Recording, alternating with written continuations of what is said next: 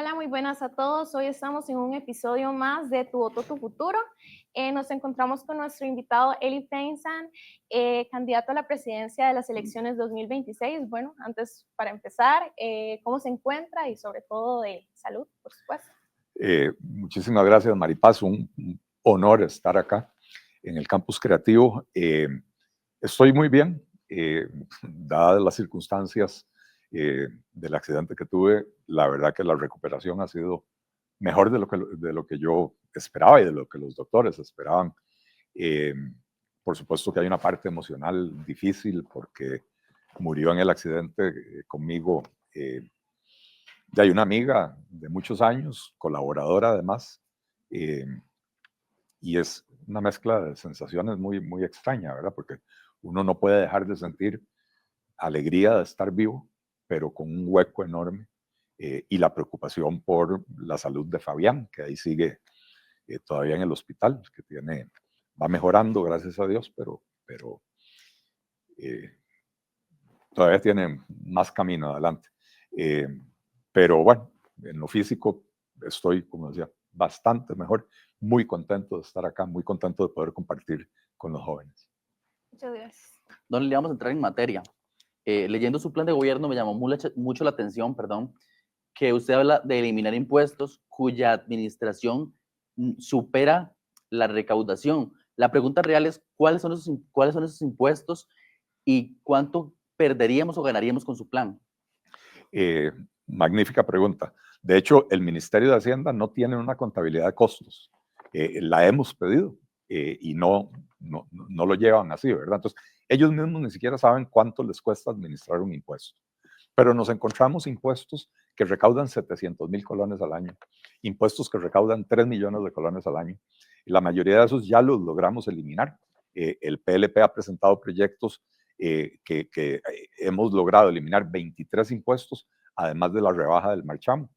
Pero vamos a presentar en los próximos días un proyecto de ley que dejaría vigentes únicamente los 15 impuestos que más recaudan. Esos 15 impuestos son responsables del 98% del financiamiento del presupuesto nacional. Los otros, no sé, 40 o 50 que se estarían eliminando, en conjunto aportan alrededor del 2% y son más o menos unos 9,000 millones, entre 9 y 10 mil millones de colones lo que se dejaría de recaudar. Y entonces, haciendo algún ajuste pequeño en algún impuesto, recuperamos esos 9,000 millones de colones. No es nuestra intención desfinanciar ningún programa, pero sí simplificar significativamente el sistema tributario, porque hoy, con la cantidad de impuestos que hay, el cumplimiento se vuelve muy difícil. Las personas tienen que gastar más tiempo del necesario presentando declaraciones. Las empresas tienen que invertir recursos, en vez de para contratar gente o hacer crecer el negocio, recursos para el cumplimiento. Y entonces, la intención es esa simplificación sin afectar la recaudación.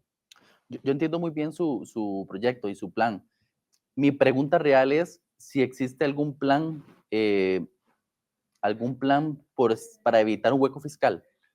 Bueno, precisamente lo que le decía, esos 40, 50 impuestos que se van a eliminar recaudan en conjunto alrededor de 9, 10 mil millones de colones. Es mucho dinero, pero por otro lado, dentro de las cifras, ¿verdad?, del presupuesto nacional y del déficit, es un monto relativamente menor. Y entonces, la razón por la que no hemos presentado el proyecto todavía es porque estamos afinando el lápiz. De hecho, en la Escuela de Economía de la Universidad de Costa Rica nos estuvieron colaborando haciendo corridas en un modelo que tienen ellos que se llama CRIMOL, que es un modelo que está diseñado específicamente para calcular el impacto fiscal de diferentes medidas. Y entonces estamos en las últimas etapas de definir qué pequeño ajuste habrá que hacerle a algún impuesto para recaudar esos 9 o 10 mil millones de colones que se dejarían de recaudar con estos otros impuestos. Es decir, no hay hueco fiscal. Consulta, antes de terminar el tema, ¿cuánto cuesta cada uno de esos impuestos? cuánto cuesta. O sea, sí, esa administración. Como le decía, el Ministerio de Hacienda no tiene la contabilidad de costos, cosa que me parece una absoluta irresponsabilidad. Claro. Algo que vamos a hacer cuando lleguemos al gobierno es exigir, no solo al Ministerio de Hacienda, a la Caja Costarricense del Seguro Social, tener una contabilidad de costos, que se pueda saber cuánto cuesta la administración de cada impuesto, que se pueda saber cuánto cuesta cada procedimiento que se hace en la caja, para poder empezar a detectar dónde hay excesos, dónde se puede recortar, sin desmejorar la calidad de los servicios. Pero es que lo primero es que si usted ni siquiera sabe cuánto le está costando lo que está haciendo, no hay forma de administrar bien ninguna institución. Ok, mi pregunta va más hacia la reforma que usted, bueno, plantea transitar sobre las cuentas nacionales y establecer topes más altos de las pensiones. Me gustaría saber si esto afecta a las personas próximas a jubilarse o incluso los que ya están jubilados desde hace poco. No, la reforma que estamos planteando al sistema de pensiones es para hacerlo sostenible.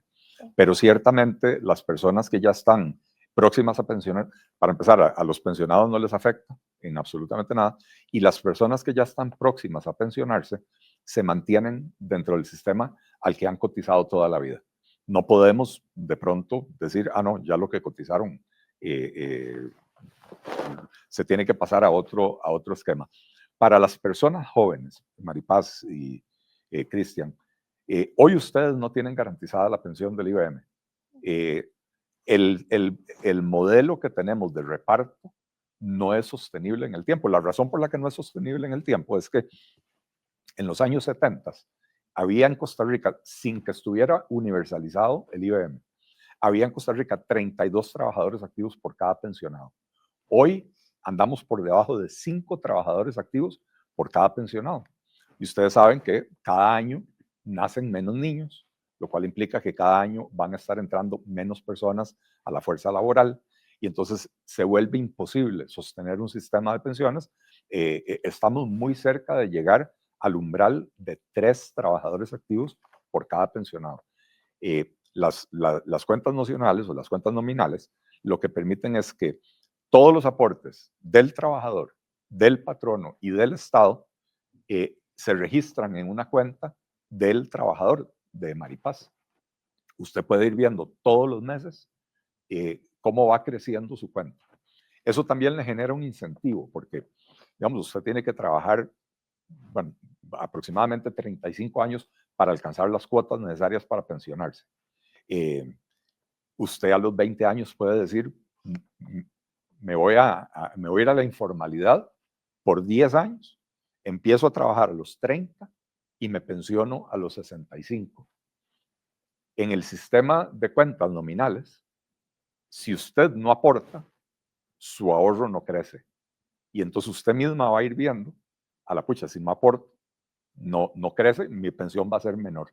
Entonces estamos amarrando un incentivo para la formalización con un sistema que sea sostenible para el régimen de pensiones.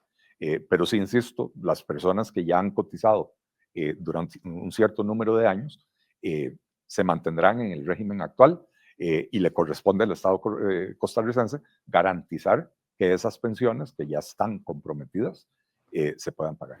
Sí, perfecto. De hecho, su plan plantea transitar hacia cuentas nacionales y establecer topes a las pensiones más altas. ¿Cómo afectaría a los próximos a jubilarse este plan? Una vez más, quienes ya tienen un recorrido amplio en el sistema de pensiones, no les podemos cambiar las reglas del juego cuando están a 3, 5, 7 años de pensionarse. ¿Y a los nuevos? A los nuevos sí.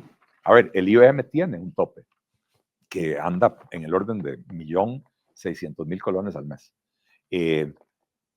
Los otros regímenes que reciben aportes del Estado, ¿verdad? Aportes del Ministerio de Hacienda, no tienen esos mismos topes, ¿verdad?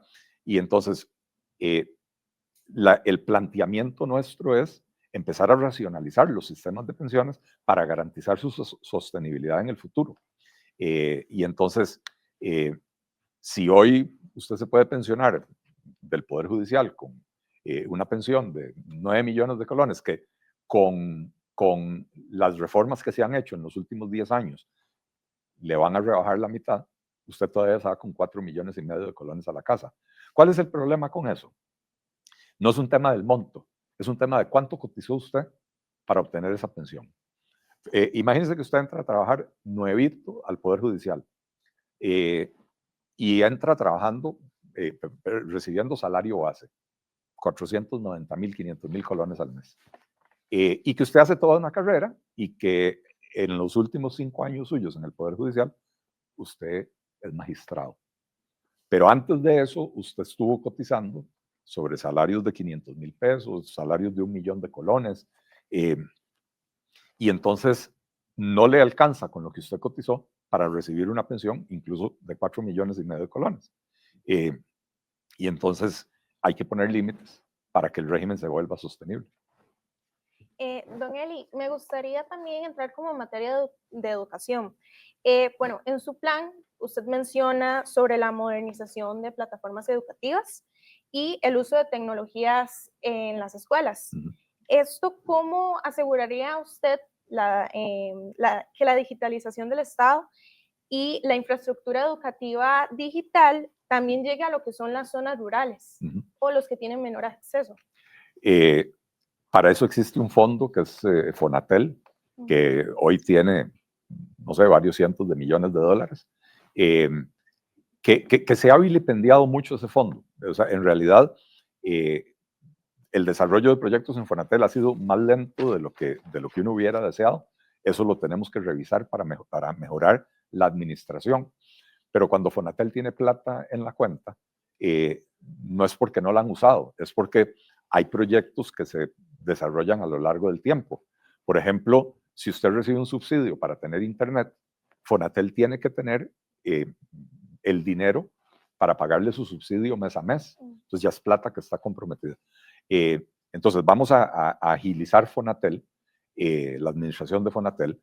O sea, vamos a ayudarle a la SUTEL para que puedan hacerlo y que esos recursos nos ayuden a llegar a todos los rincones. Después también tenemos los recursos del Ministerio de Educación, que hay que priorizar la conectividad de alta velocidad en todos los centros de educación, porque hoy tenemos centros de educación que en las estadísticas dice conectado con una conexión de 10 megas.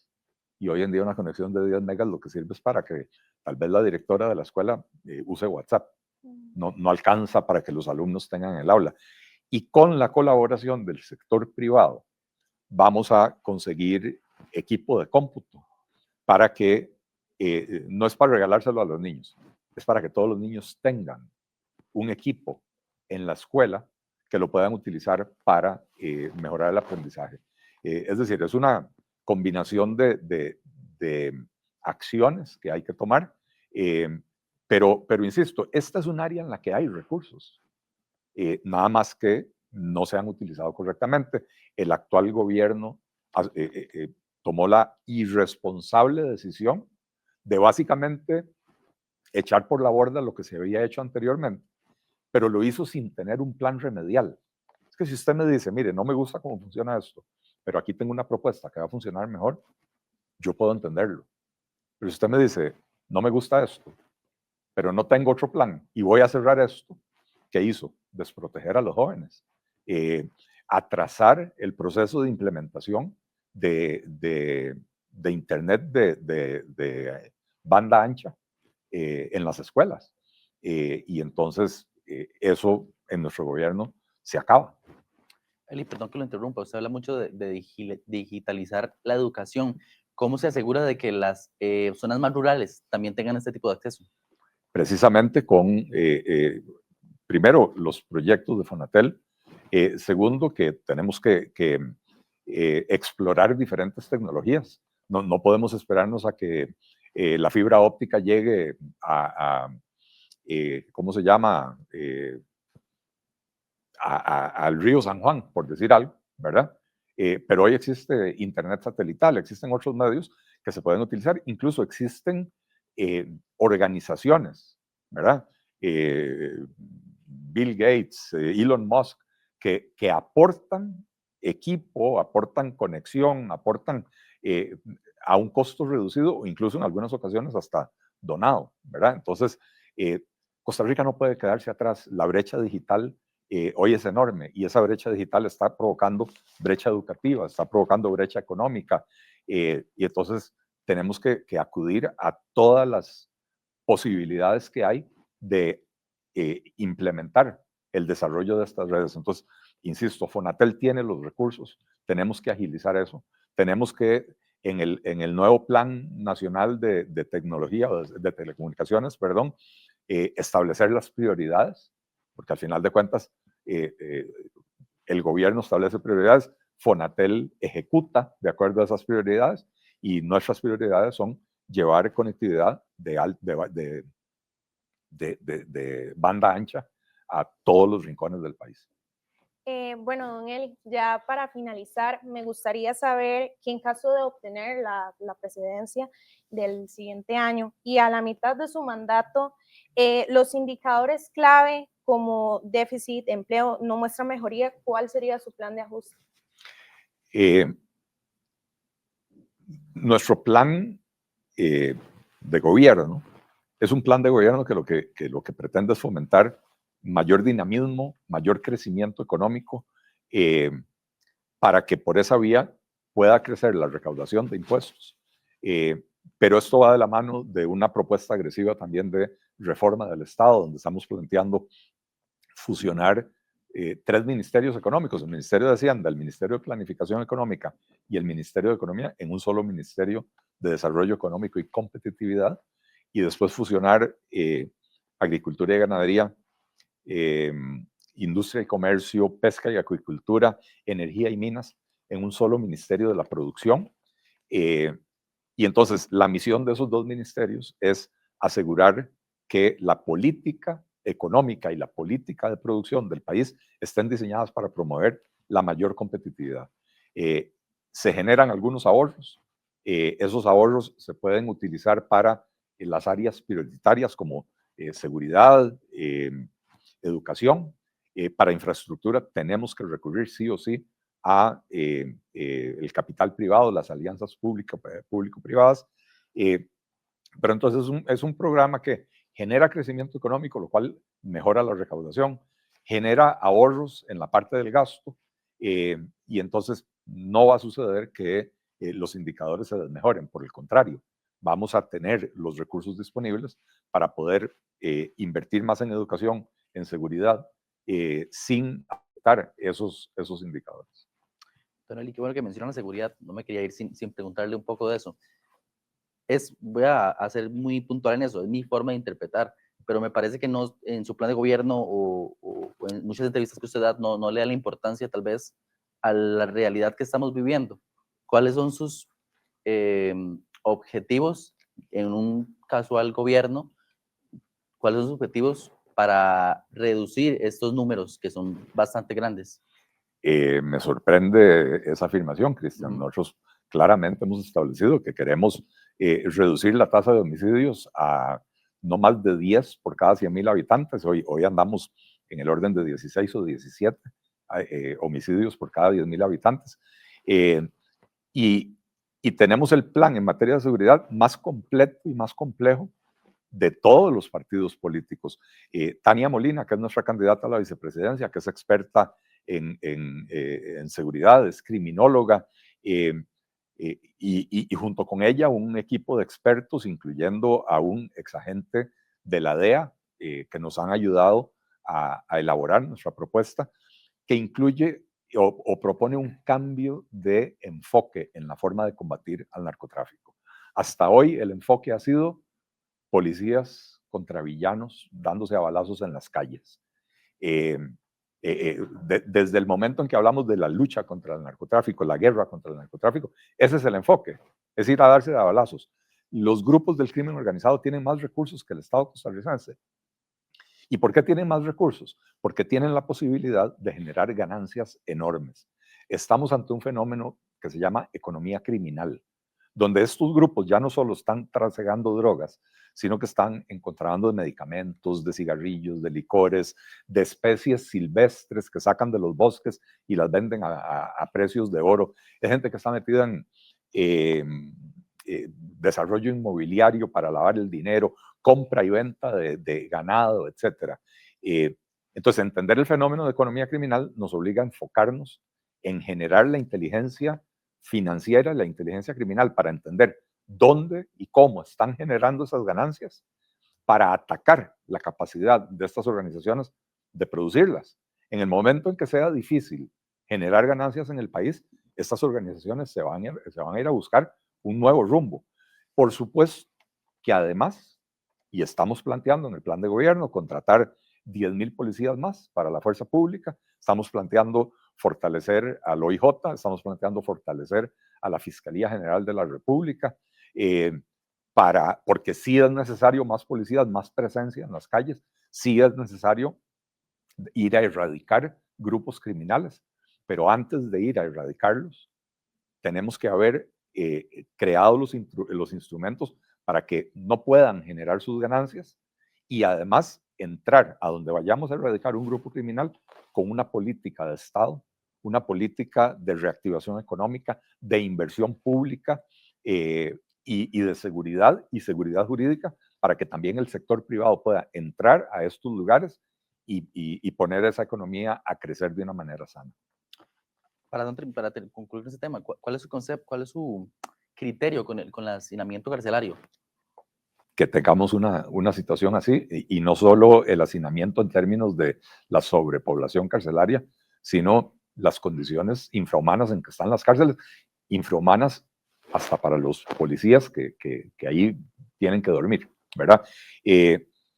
Por eso hemos apoyado el proyecto mal llamado de la megacárcel. No es una megacárcel, es un nuevo pabellón con condiciones tecnológicas, con condiciones modernas, donde además se va a poder hacer algo muy importante, que no se ha hecho hasta ahora. En las cárceles en Costa Rica meten en un mismo pabellón a un sicario que a un jovencito de 15 años que tal vez estaba vendiendo droga. Bueno, de 15 años no, esos no van a la cárcel, pero un jovencito de 18, 19 años que apenas están dando sus primeros pasos en el crimen, ¿verdad? Y usted lo mete con un doctor en crimen, ¿verdad? Una persona que ya tiene 20, 30 años y convierte aquello en una universidad del crimen. Este nuevo pabellón va a permitir el perfilado. Y entonces aquellos criminales más peligrosos los van a poder separar de otros, ¿verdad? Estar en ámbitos distintos, estar en zonas diferentes, para que no se dé ese intercambio, para que no sigan reclutando desde la cárcel y para que no sigan operando negocios desde la cárcel. Entonces, decía que me parece una vergüenza, porque durante años no se han construido espacios adicionales. Yo recuerdo en el gobierno de Miguel Ángel Rodríguez, se hizo un esfuerzo, se construyeron módulos en varias cárceles, se logró reducir el hacinamiento, no recuerdo los porcentajes, pero fue significativo. En el gobierno de Laura Chinchilla también, ¿verdad? Pero de ahí para acá, los últimos, hasta ahora que está este proyecto, los últimos 3 gobiernos no habían agregado pero ni una cama en las cárceles. Y eso es vergonzoso. Pero son muchísimas cárceles. Usted habla de hacer este plan en todas esas cárceles. De momento, el que se va a hacer en la reforma, ¿verdad? Okay. Que es un módulo donde caben alrededor de 5.500 privados de libertad. O sea, hay una cantidad importante, ¿verdad? Pero yo sí creo que hay que empezar a construir módulos más pequeños, en cárceles más pequeñas, ¿verdad? En Pocosí, como ahora se me olvidó cómo se llama, allá en San Carlos, en el Tanque, no me acuerdo, en las diferentes cárceles, Guapiles, en Punta Arenas. Hay que construir más infraestructura carcelaria para garantizar que no haya hacinamiento, pero también para garantizar que podamos tener separados a los criminales más violentos de otros pues que no lo son, ¿verdad?